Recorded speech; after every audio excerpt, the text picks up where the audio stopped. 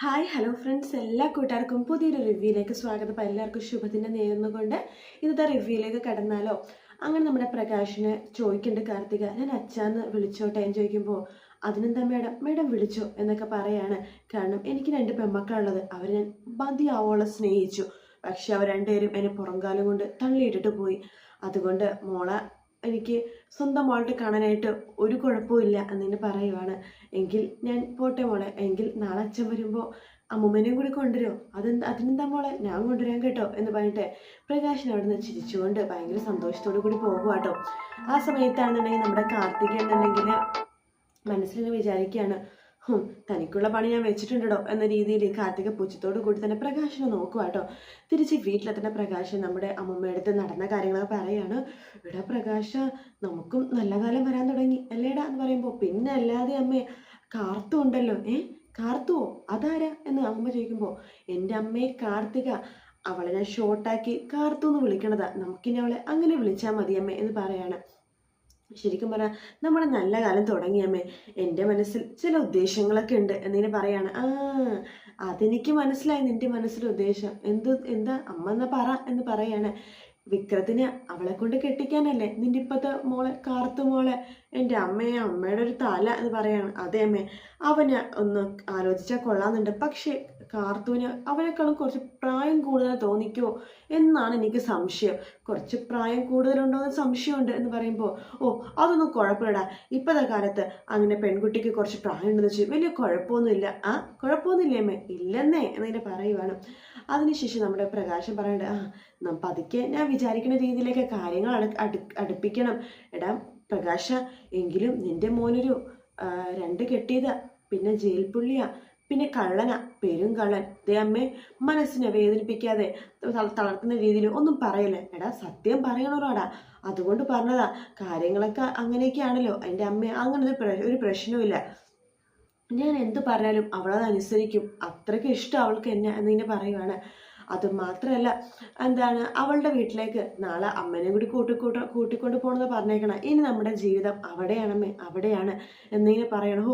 നമ്മുടെ നല്ല കാലം തുടങ്ങിയല്ല, പിന്നെ തുടങ്ങാതെ അമ്മേ, ഇതിനൊക്കെ കാരണം എന്താന്ന് ചോദിക്കുമ്പോൾ, നമ്മുടെ വിക്രം അവൻ്റെ ജാതകത്തിൻ്റെ ഗുണം കൊണ്ടാമേ നമുക്ക് ഇങ്ങനത്തെ കുറേ നല്ല കാര്യങ്ങളൊക്കെ സംഭവിക്കണേ പറയുമ്പോൾ, അത് ശരിയാടാ പ്രകാശ് എന്ന് അമ്മ പറയാണ്.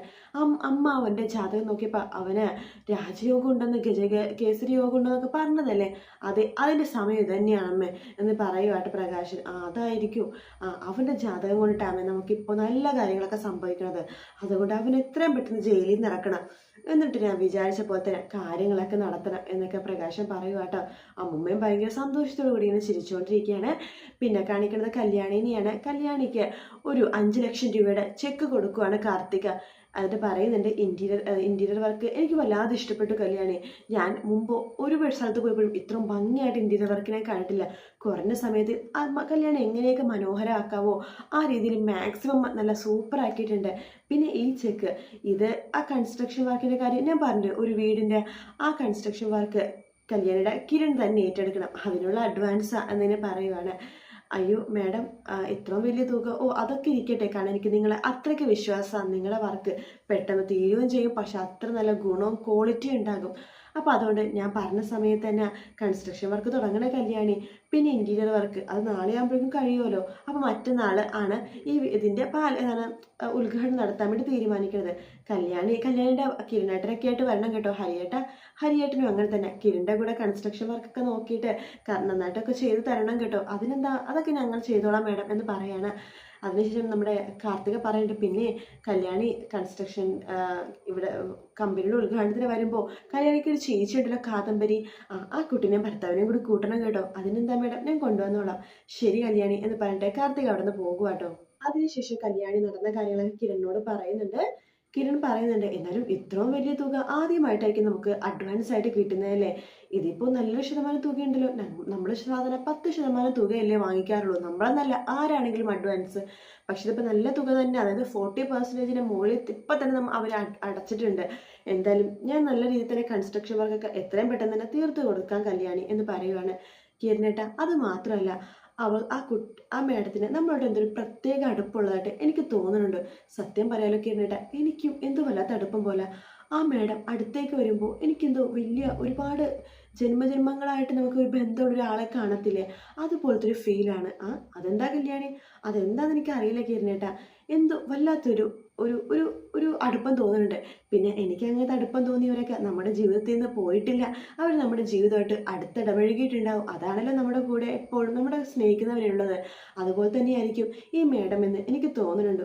നിന്റെ തോന്നൽ ശരിയായിരിക്കാം, നിന്റെ തോന്നലൊന്നും തെറ്റാറില്ലല്ലോ എന്നിങ്ങനെ പറയാണ്. അതേ കിരണേട്ടാ, എനിക്ക് വല്ലാത്തൊരു അടുപ്പം അവരോട് തോന്നുന്നുണ്ട് എന്ന് കല്യാണി പറയുക കേട്ടോ. എൻ്റെ കല്യാണിക്ക് വല്ലാത്ത സന്തോഷത്തോടു കൂടി തന്നെ കല്യാണി ചിരിക്കുകയാണ്.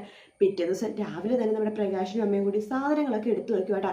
എൻ്റെ പ്രകാശ, ഈ സാരി എങ്ങനെയുണ്ടാ, ഇപ്പം എന്നെ കണ്ടാൽ എങ്ങനെയുണ്ട്? അവൻ്റെ അമ്മനെ കണ്ടായപ്പോൾ രാജകുമാരിനെ പോലെ ഉണ്ട് എന്ന് പറയാണ്. എടാ പ്രകാശ, അവിടെ AC ഒക്കെ ഉണ്ടാവും അല്ലേടാ? അയ്യോ, AC-യിലേ ഉറങ്ങുള്ളൂ.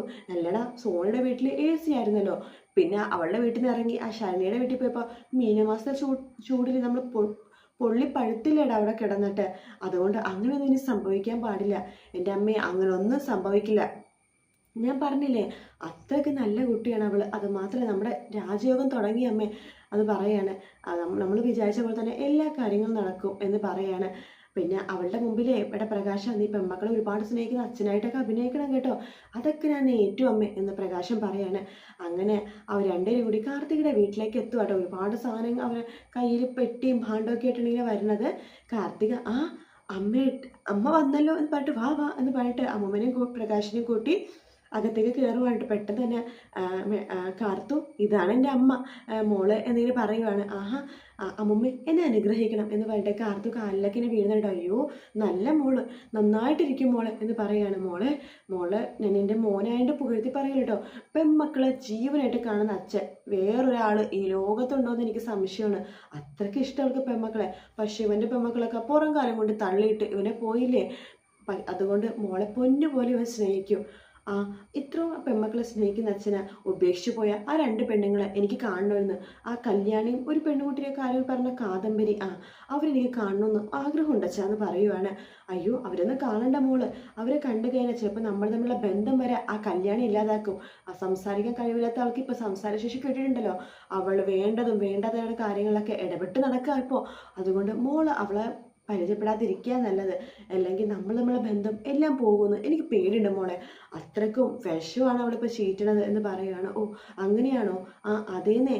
എന്തായാലും അച്ഛനൊരു കാര്യം ചെയ്യും, അമ്മമ്മക്ക് നല്ലൊരു റൂം തന്നെ അച്ഛൻ തന്നെ നോക്കി അവിടെ സാധനങ്ങളൊക്കെ വെച്ചു കേട്ടോ എന്ന് പറയാണ്. ഓ ശരി മോളെ, വാ അമ്മേ എന്ന് പറയുവാണ്. അങ്ങനെ നമ്മുടെ പ്രകാശം അമ്മൂനെ കൂട്ടിക്കൊണ്ട് റൂമിലേക്ക് പോവാണ്. നമ്മുടെ പോയി കഴിയുമ്പോഴേക്കും കാർത്തൂടെ മുഖമൊക്കെ അങ്ങനെ മാറുവാട്ടോ.